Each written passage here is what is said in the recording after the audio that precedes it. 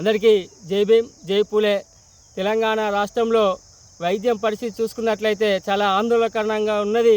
80వ sample survey నివేదిక ప్రకారం సంవత్సరానికి ఒక వ్యక్తి వైద్యానికి 52,743 రూపాయలు ఖర్చు పెడతారంటే మనం చాలా ఆందోళన చెందాల్సిన అవసరం ఎంతైనా ఉన్నది. మరి తెలంగాణలో వైద్యం చూసుకున్నట్లయితే చాలా దారుణమైన పరిస్థితి ఉన్నది.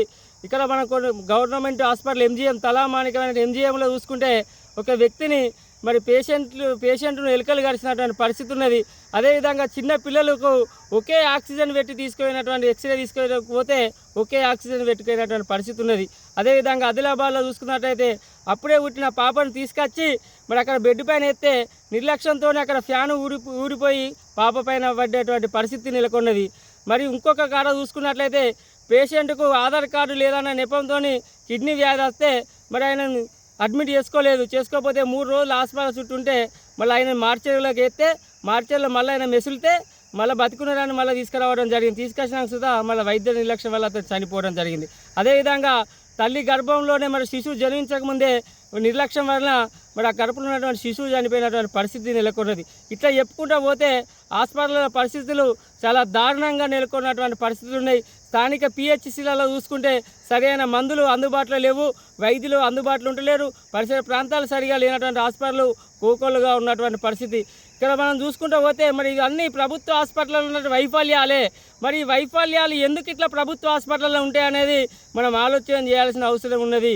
ఎందుకంటే ఇక్కడ ప్రైవేట్ హాస్పిటల్ చూసుకున్నట్లయితే అత్యధికంగా ఉన్న ప్రైవేట్ హాస్పిటల్ మొత్తం 4.8%, 0.4% మొత్తం ఒక 6%, 7% జనాభా లేనటువంటి ఆధిపత్య వర్గాలకే ఇక్కడ ప్రైవేట్ హాస్పిటళ్ళు కానీ ప్రైవేటు మరి మెడికల్ కాలేజీలు కానీ ఉన్నాయి. ఇక్కడ మల్లారెడ్డి ఆయనకు మెడికల్ కాలేజ్ ఉన్నది, మమతా మెడికల్ కాలేజీ, పువ్వాడ అజయ్ కుమార్, అదేవిధంగా ఇక్కడ ప్రతిమ హాస్పిటల్, చెల్మడ హాస్పిటల్, ఇక్కడ కామినేని హాస్పిటల్, ఇవన్నీ కూడా మరి జనాభాలో 6% లేనటువంటి ఆధిపత్య వర్గాల దగ్గరనే యొక్క మెడికల్ కాలేజీలు ఉన్నాయి. మరి అపోలో హాస్పిటల్ కానీ అదేవిధంగా ప్రైవేట్ హాస్పిటల్ కూడా అత్యధికంగా కూడా ఈ ఆధిపత్య వర్గాల దగ్గరనే ఉండడం జరిగింది. ఈ ఆధిపత్య వర్గాల దగ్గర హాస్పిటల్ ఉండడంతో మరి అదేవిధంగా మెడిసిన్ కూడా ఇక్కడ ఫార్మా చూసుకున్నట్లయితే ఫార్మా రంగంలో కూడా మరి కరీంనగర్ జిల్లాలోనే 200 కోట్లకు పైగా మరి మెడికల్ మాఫియా నడుస్తుందని వార్తల్లో కథనాలు రావడం జరుగుతుంది. అంటే మెడికల్ కూడా చూసుకున్నట్లయితే ఈ హాస్పిటల్ వాళ్ళే మళ్ళీ ఇచ్చే మందులు కూడా రెడ్డిస్ ల్యాబ్ కానీ మరి ఎటీరో కంపెనీ కానీ దివిస్ ల్యాబ్ కానీ ఈ విధంగా చూసుకుంటే ఈ ల్యాబ్లన్నీ కూడా మళ్ళీ ఈ ఆధిపత్య వర్గాలకు చెందినటువంటి వాళ్ళ దగ్గరనే ఫార్మా కంపెనీలు ఉన్నాయి. హాస్పిటల్ వాళ్ళే, ఫార్మా కంపెనీలు వాళ్ళే. మరి ఇక్కడ పేషెంట్లు మాత్రం ఎవరు 100% పైగా పేద వర్గాలే. వాళ్ళు సుద్ధా వెళ్తారు కానీ వాళ్ళకి హాస్పిటల్ ఉన్నాయి, వాళ్ళ దగ్గర డబ్బు ఉన్నది, సంపద ఉన్నది కాబట్టి వాళ్ళు ఎంత ఖర్చు అయినా పెట్టుకోగలుగుతారు. కానీ ఇక్కడ ప్రభుత్వ హాస్పిటల్కి పోయేది మొత్తం పేద వర్గాలే. మరి ప్రభుత్వ హాస్పిటల్లో వసతులు సరిగా లేకపోతే ఏమవుతుంది?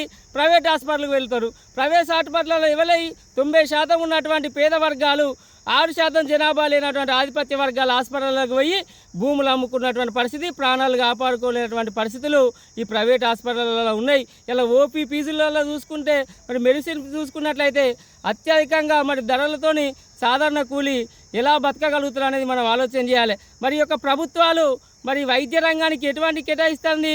ఈ 3,24,00,000 బడ్జెట్ల మరి కేవలం 13,000 కోట్లు అంటే 4% మాత్రమే వైద్యానికి కేటాయిస్తున్నటువంటి పరిస్థితి.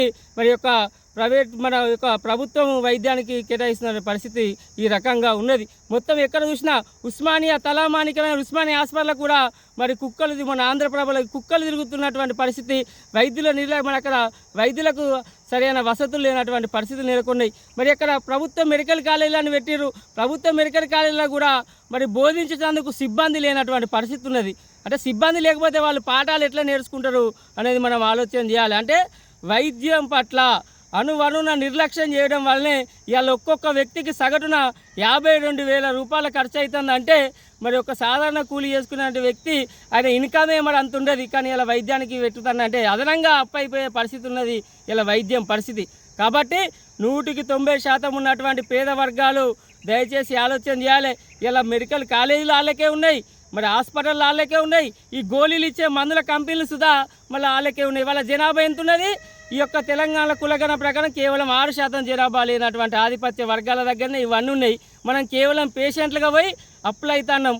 మరి ఇవన్నీ మనకు రావాలంటే, ఈ వైద్యం మనకు నాణ్యంగా ఉండాలంటే ప్రభుత్వమే ఇవ్వాలి. ప్రభుత్వం చేయాలంటే ప్రభుత్వం లెవెల్ ఉండాలి, ప్రభుత్వంలో మనం భాగస్వామ్యం కావాలి.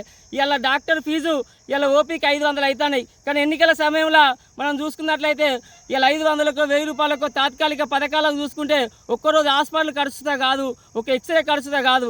మరి వాటికి మనం ఇలా ఆ తాత్కాలిక ఆనందాలకు ప్రలోభాలకు గురై మరి విలువైన ఓటుని మనం అట్లా వేసుకున్నట్లయితే మన యొక్క వైద్యాన్ని నష్టపోతున్నాం. మనం వేసే ఓటే ఇలా మనకు వైద్యాన్ని, నాణ్యమైన వైద్యాన్ని అందిస్తుంది. కాబట్టి ప్రజలు ఆలోచన చేయాల్సిన అవసరం ఉన్నది. తెలంగాణ ప్రభుత్వం కూడా వైద్య రంగానికి అత్యధిక బడ్జెట్ కేటాయించాల్సిన అవసరం ఉన్నది. పేద వర్గాలకు నాణ్యమైనటువంటి ఉచితమైన వైద్యాన్ని అందించాలి. ఇలా ఆరోగ్యశ్రీ అని పెట్టిరు, కానీ ఆరోగ్యశ్రీ నిధులు కూడా దుర్వినియోగం చేస్తున్నటువంటి పరిస్థితులు మరి యొక్క ప్రైవేట్ హాస్పిటల్లో నెలకొన్నాయి. కాబట్టి తక్షణమే మరి ప్రభుత్వం నాణ్యమైనటువంటి వైద్యాన్ని అందించాల్సిందిగా డిమాండ్ చేస్తూ ప్రజలు కూడా ఓటేసే ముందు ఆలోచించాలని కోరుకుంటూ జై భీమ్, జై పులే, జై భారత్.